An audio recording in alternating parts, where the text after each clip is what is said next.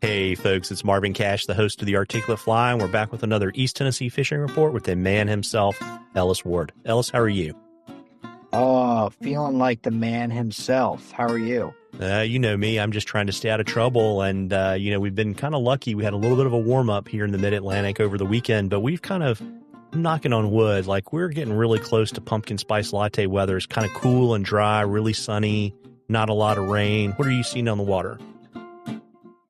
I mean, outside of my own PSLs, that's an acronym for pumpkin spice latte for the uninitiated. We're fully into, and it's kind of felt this way for a little bit, even when it was hot, which just feels like bad fishing, but into the fall patterns of smaller bugs. You'll you'll hear and see some of the caddis. I think that I and many others want there to be a more prominent October caddis hatch than there ever really is. But and those are 16s, 18s.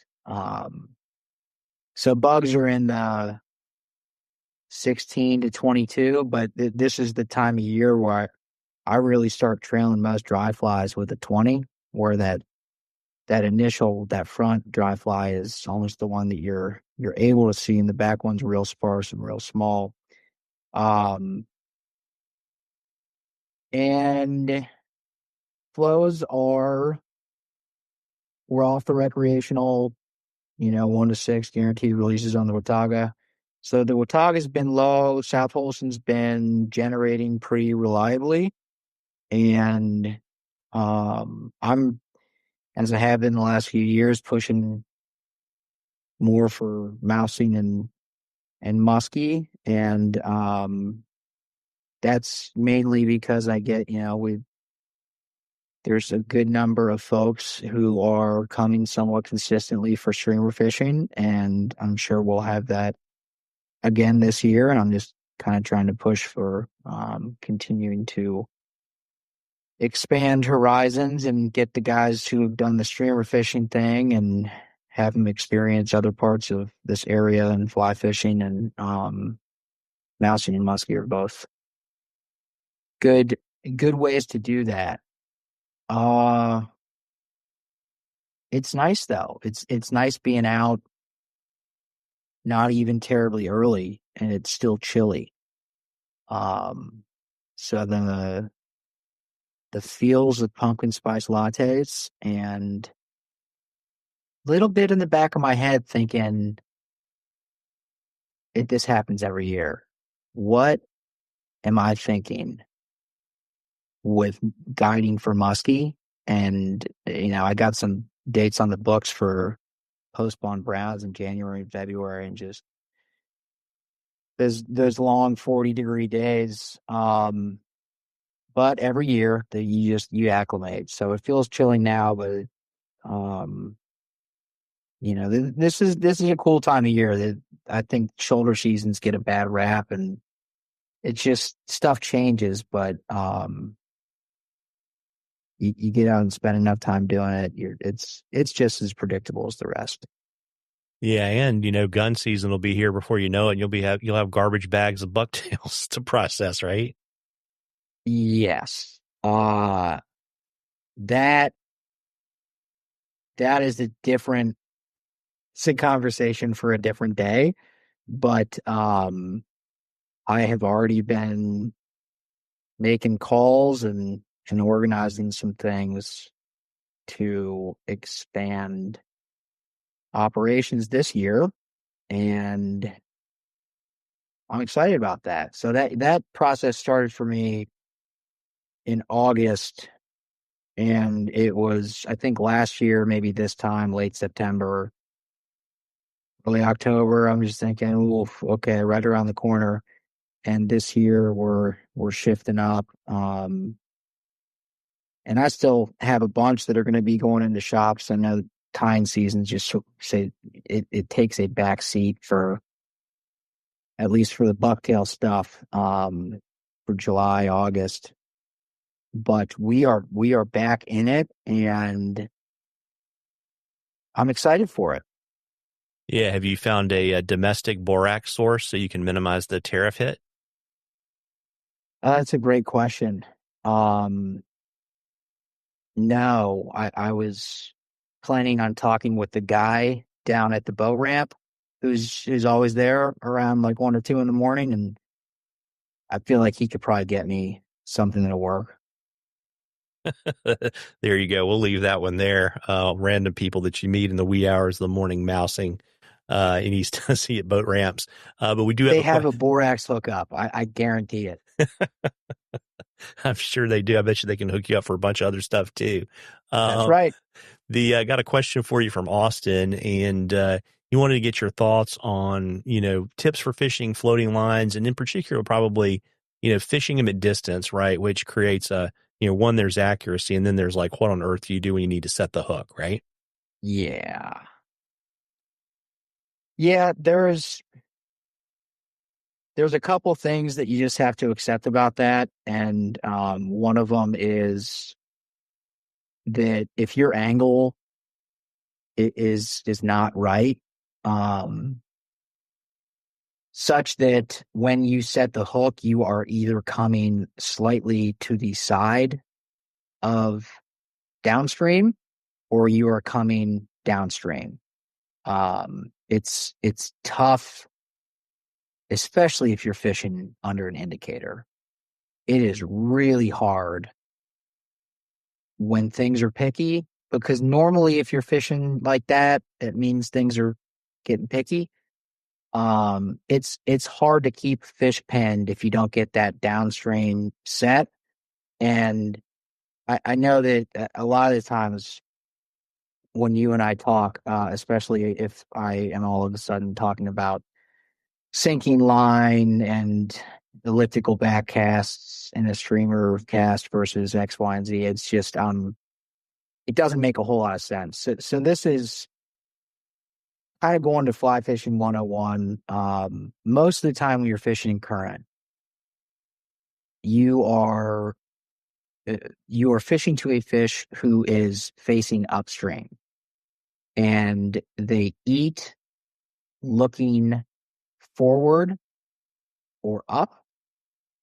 And when that happens, and you are upstream of them and set with your rod coming backwards or to the side, um, in an upstream direction, you're pulling in the direction of the mouth opening, as opposed to it's eating upstream and you're maybe casting from the side and you're able to then set downstream.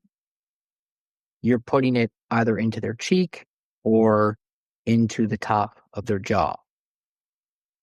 When you're fishing at a distance like that, that's just so much more important because everything becomes muted, everything becomes elongated. That set time, that little, you see the bobber tick down, tick, snap. You give it that set. That snap is muted by the fly line, and it's muted by your rod tip.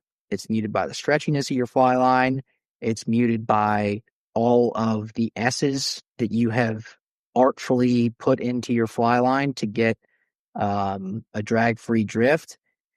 And if all of that combination ends with a set that not only is coming somewhat upstream, and that's angle of approach, but is also coming lateral, so in the direction of the surface of the water versus coming up, um, which would be into the fish's top jaw. You continue to set things up for failure. And a way to get around some of this stuff, and I know I'm creating an image and a problem set here that might be tough to comprehend, but a way to get around this problem is that instead of when you cast, let's say you're fishing out to your right, you cast, you throw some mends in, Your water is moving right to left. It's pulling some of your line down. You're throwing more men's in. All of a sudden, when you set, and even if you set to the left, there's been so much movement in your line that you have to set through like 6 or 7 feet, maybe more, just of those little S's that you've thrown in until you actually get real tension on that fly. And one thing I like to do with both nymphing and dry flies is after you get that cast out up to the right, lift hard and fast upstream. So you're not just lifting your rod tip up, you are moving it upstream and you're lifting it up. And that allows you to, after you get it all the way up, you drop it and you let it drop as your line moves downstream. And you're able to get a really, really controlled dead drift and position yourself as you're dropping. You're always positioned to get that hook set downstream.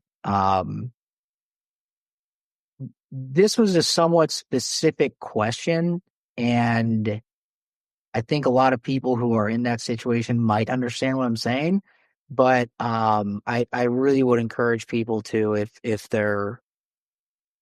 they can't quite envision what I'm talking about, reach out to me. I have so many videos on this where I'm not necessarily giving the instruction, but the cast out, let it land, lift all the way up, and then drop down with the current instead of cast all the way out and then throw a giant, somewhat uncontrolled mend in. That big lift up, it skates the fly. You can, in a really controlled way, position your indicator or nymph rig, whatever it is. And then you can get a really controlled drift downstream. So it is very helpful, and I would encourage folks to reach out if what I'm saying sort of makes sense, doesn't make sense at all, or it does and they still have questions. Yeah, and you also too, I would say, like one of the things I talk with Mac Brown is he's got a technique he calls the vector pull, right? Which is a way not to pre-position the line, but when you need to recover a lot of line quickly, that allows you, when you kind of do the lift, to basically the way you kind of pull back, you're pulling back kind of 2x the line, right? So, however long your arm is, you're actually getting, a line leg on the rod side and then away from you as well. So you can recover like 5 or 6 feet of line to get all those S's out if you haven't been able to set it up kind of the way you talked about. Yeah, I think one of the, I'll do it, not that it makes any sense at all, but I'll do a light plug for my ETSU fly fishing course. One of the parts that I try to impress upon everyone, because we cast in the lawn for a little while. It's really just, we're focused on how to cast different rods from a 5-weight to a 12-weight, and then we go out and fish however the students want to fish. And I think the most important thing is, like, nothing that we do is going to translate. Nothing that we do in practice is going to translate on the water, because things are moving. You're getting, there's a tree there, there's wind, blah, blah, blah. So learning those things from Mac, learning all of these little things to, I'll call it play your slice. Like, you want to do as best as you can, but it's just, you're not going to every time. So there's a lot of little tricks like that are really valuable to understand, because it just takes a junk cast and turns it into something that's actually really good and you have control over, versus the just guessing.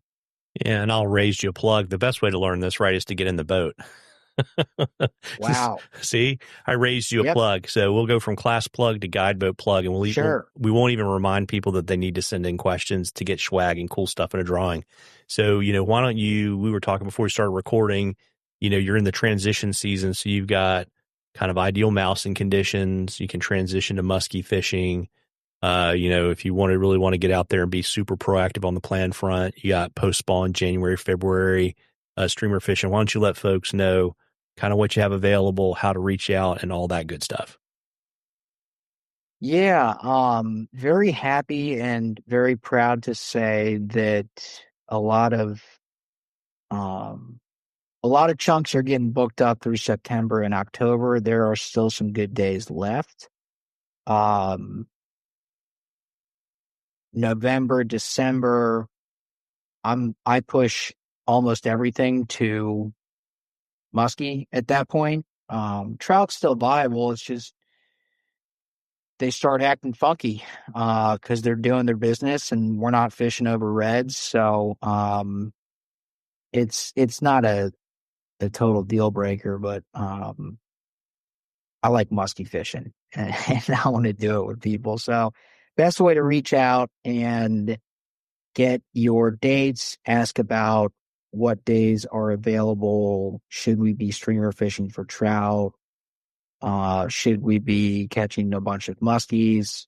Is my cell phone at 513-543-0019 and website information, pictures, all that. Bucktail, flies, couple musky lures is elliswardflies.com, and I am on Instagram at Ellis Ward Guides. Well, there you go. Well, folks, as I always say, you owe it to yourself to get out there and catch a few. Tight lines, everybody. Tight lines, Ellis. Appreciate it, Marv.